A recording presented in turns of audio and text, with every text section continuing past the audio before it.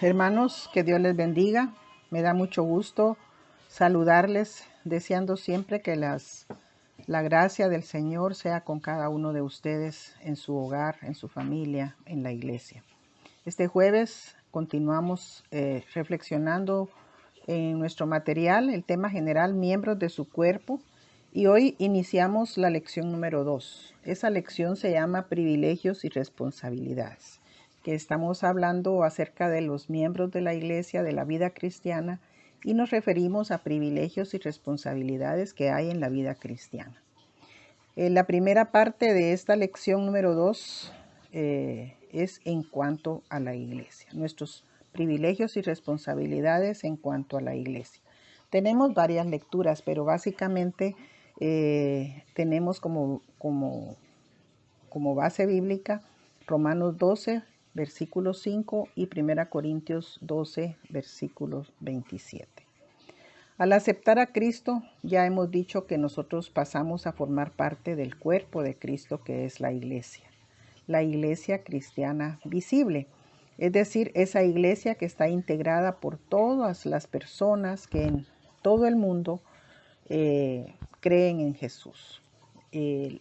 Podemos también referirnos a la iglesia como nuestra iglesia en particular, ¿verdad? Cuando nosotros creemos, pasamos a formar parte de una iglesia que es esa iglesia donde nosotros nos congregamos. En este caso, pues cada quien tiene una iglesia a la cual se reúne, ¿verdad?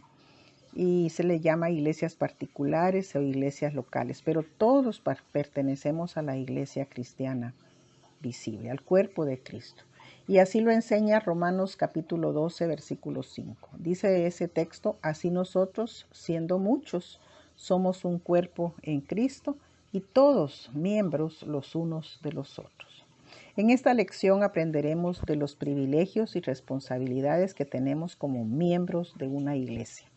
Y antes de entrar al estudio propiamente, quiero que analicemos. La palabra privilegio es una bendición que nosotros merecemos y disfrutamos por ser miembros. Y se utiliza en este caso, por ser miembros de la iglesia, pero también tenemos privilegios como miembros de una escuela, de una institución, de una empresa en la que trabajamos, de un club, de un equipo, etc. Ahora, cuando hablamos de responsabilidad, nos referimos a un deber que tenemos que cumplir. Y yo quiero aquí hacer la diferencia, mis hermanos, entre deber y obligación. Hay gran diferencia entre nuestros deberes y nuestras obligaciones. La obligación es aquello que usted tiene que cumplir y que si no lo cumple, pues tiene consecuencias, ¿verdad? Por ejemplo, su horario de trabajo, el pago de la luz, el pago de cualquier servicio en nuestras casas, el pagar el boleto del pasaje en un bus, etcétera. Todo aquello que si nosotros no lo hacemos, el respeto de las leyes, si no lo hacemos, pues tenemos consecuencias. Mientras que un deber es parecido, pero en este caso los deberes se cumplen voluntariamente, ¿verdad? Es decir, los cumplimos porque nace de nuestro corazón, de nuestra voluntad, de nuestros sentimientos. Cívicos, por ejemplo, en el caso de ir a votar cuando hay elecciones presidenciales o municipales, es un deber. No es una obligación porque usted no va a ir preso por no ir a votar, pero es un deber cívico y usted lo cumple.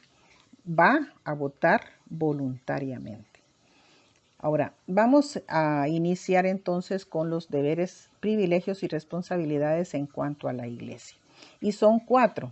El primero es practicar un ministerio mutuo, es decir, como presbiterianos y reformados nosotros creemos en el sacerdocio universal. Eso significa que todos los creyentes tenemos la capacidad, la posibilidad de ministrarnos unos a otros. El ministrarnos es el darnos un apoyo espiritual.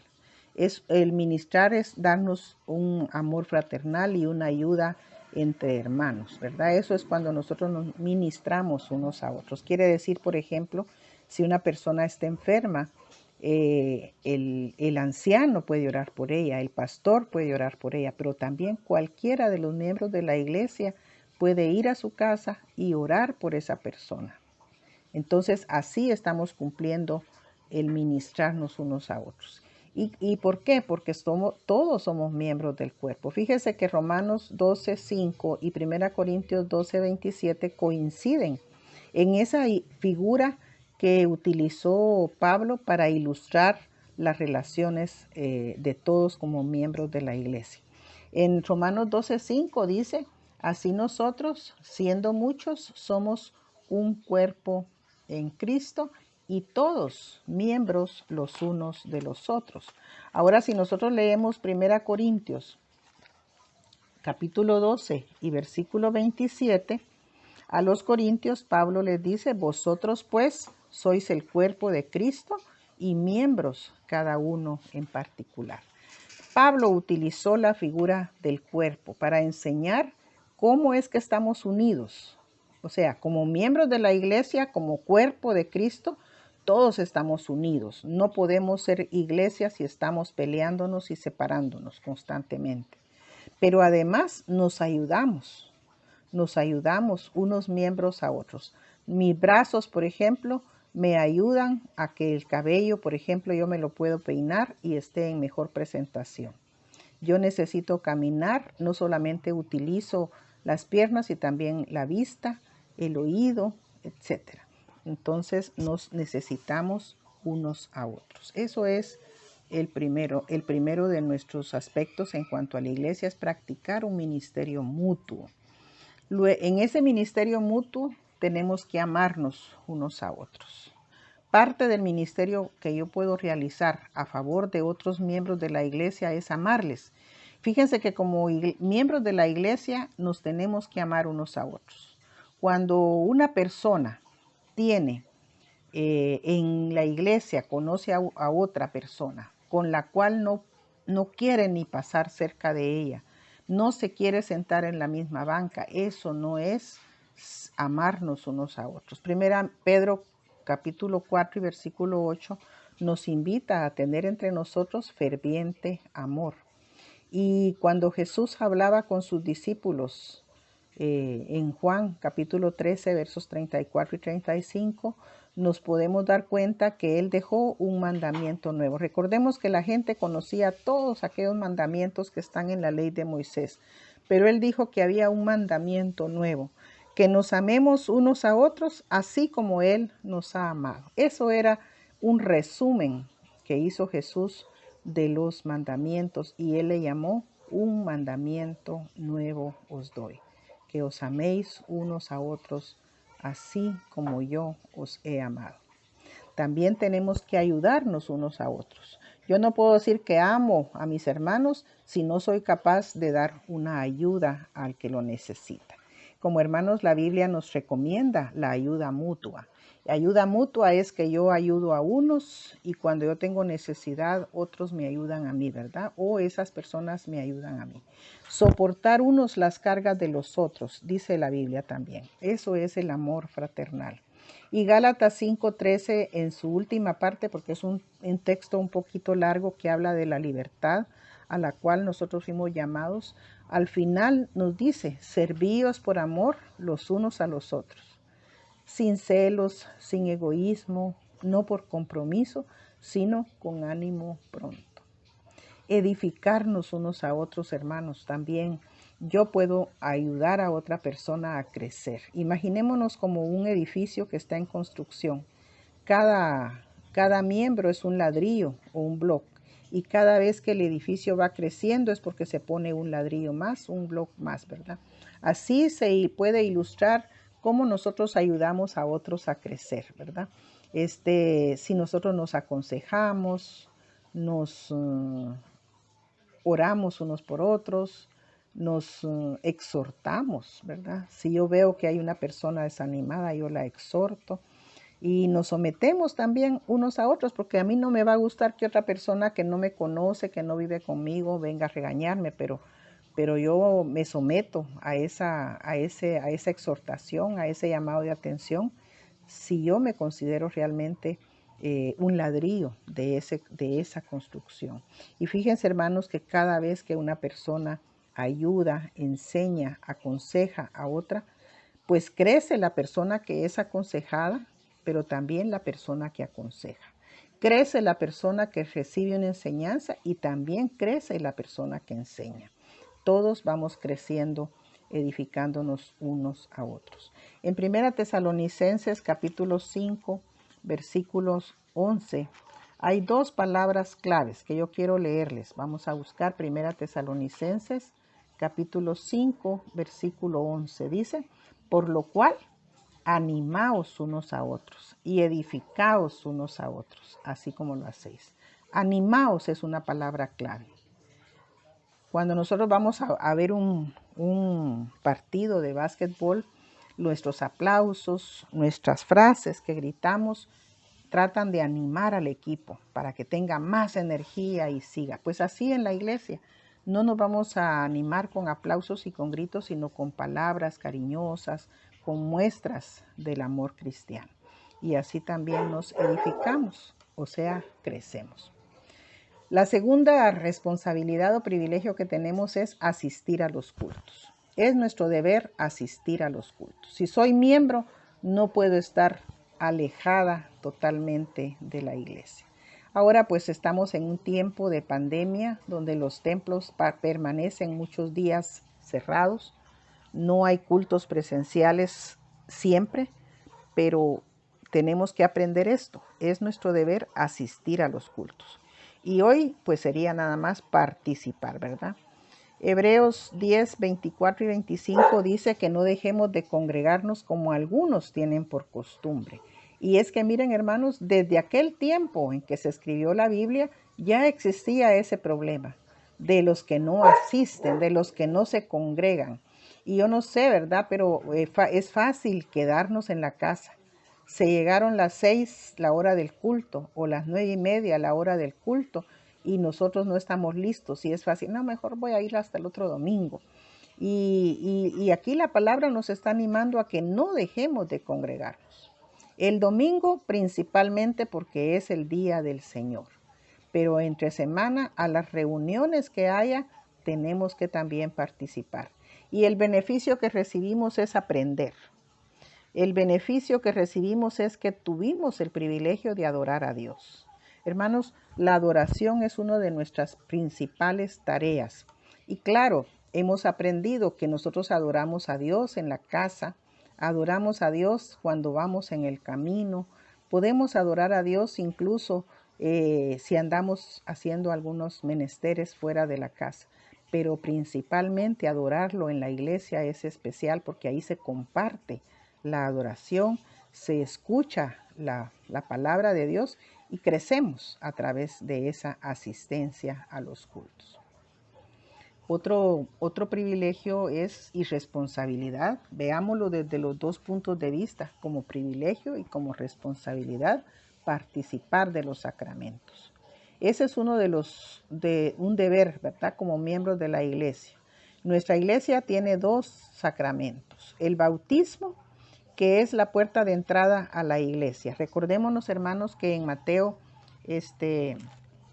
28, al final del Evangelio de Mateo, y también está en el final de otros de los evangelios sinópticos, pero en Mateo 28, los versículos 19 y 20 dice, por tanto, id y haced discípulos a todas las naciones, bautizándolos en el nombre del Padre, del Hijo y del Espíritu Santo, y enseñándoles que guarden todas las cosas que os he mandado. He aquí yo estoy con vosotros todos los días hasta el fin del mundo. La puerta de entrada a la iglesia es el bautismo, porque cuando yo me bautizo, entonces es cuando ya paso a formar parte como miembro de la iglesia. Participamos del bautismo una sola vez en la vida. Ahora, la Santa Cena es otro sacramento y en ella participamos comiendo el pan y tomando la copa. Y cuando lo hacemos como parte de un culto, nosotros estamos recordando el sacrificio de Cristo. El pan que simboliza su cuerpo que fue partido y la copa que simboliza la sangre que Él derramó. en la cruz, ¿verdad? Esto es importante participar. No dejemos de congregarnos, pero principalmente, mis hermanos, cuando hay Santa Cena, como decimos nosotros, ¿verdad? Porque así yo participo del sacramento. Primera Corintios 10, versículo 16 dice, la copa de bendición que bendecimos no es la comunión en la sangre de Cristo. El pan que partimos no es la comunión del cuerpo de Cristo. Entonces es una exhortación a hacerlo. Y lo otro que tenemos también, que es la cuarta responsabilidad o privilegio, es sostener la iglesia. Es deber del cristiano sostener, pero al mismo tiempo que es un deber, es un privilegio, ¿verdad? Sostener la obra de la iglesia con nuestras ofrendas y nuestros diezmos. La iglesia tiene obligaciones financieras para lo cual utiliza ese dinero, para pagar los servicios de agua, de luz, para pagar o darle la ofrenda, la asignación al pastor, para gastar en otros elementos que se utilizan en la iglesia, para construir el mismo templo, mejorar las instalaciones. Todo esa tarea se cumple a través de las ofrendas y diezmos. Nadie más va a poner dinero a la iglesia para que en las manos de la iglesia para que haga esas tareas, más que nuestras ofrendas y nuestros diezmos que se van guardando celosamente, cuidadosamente, y que en el momento oportuno pues ahí tenemos el dinero para utilizarlo. También ayudamos al sostenimiento de la iglesia con nuestros talentos, mis hermanos, porque no solamente la iglesia necesita de nuestro dinero en las ofrendas y los diezmos, sino que también nuestro servicio en distintos privilegios. Y una cosa importante, mis hermanos, es que ninguno de esos privilegios se realiza obteniendo por ello un salario. Es decir, todos los privilegios de la iglesia se desarrollan ad honorem, se dice, ¿verdad? Cuando yo hago una tarea y no me van a pagar ningún centavo por eso, ni como ofrenda, ni como salario, de ninguna manera. En conclusión, mis hermanos, y para finalizar este estudio, vamos a recordar los 4 deberes, privilegios, pero al mismo tiempo deberes del cristiano en cuanto a su iglesia. Practicar un ministerio mutuo. Recordemos que no estamos solos, no somos solo nosotros los miembros de la iglesia, sino que hay un grupo a nuestro alrededor al cual tenemos que ministrar, ¿verdad? Amándoles, sirviéndoles, ayudándoles, edificándolos. El segundo es asistir a los cultos, no dejando de congregarnos como algunos tienen por costumbre, dice la Biblia. Participar de los sacramentos y sostener la obra de la iglesia. Para finalizar, vamos a memorizar el texto. La base de nuestra responsabilidad para con la iglesia está en este texto, mis hermanos, que leímos ya en el transcurso de la lección y que vamos a tratar de memorizar. Así nosotros, siendo muchos, somos un cuerpo en Cristo y todos miembros los unos de los otros. Romanos 12:5.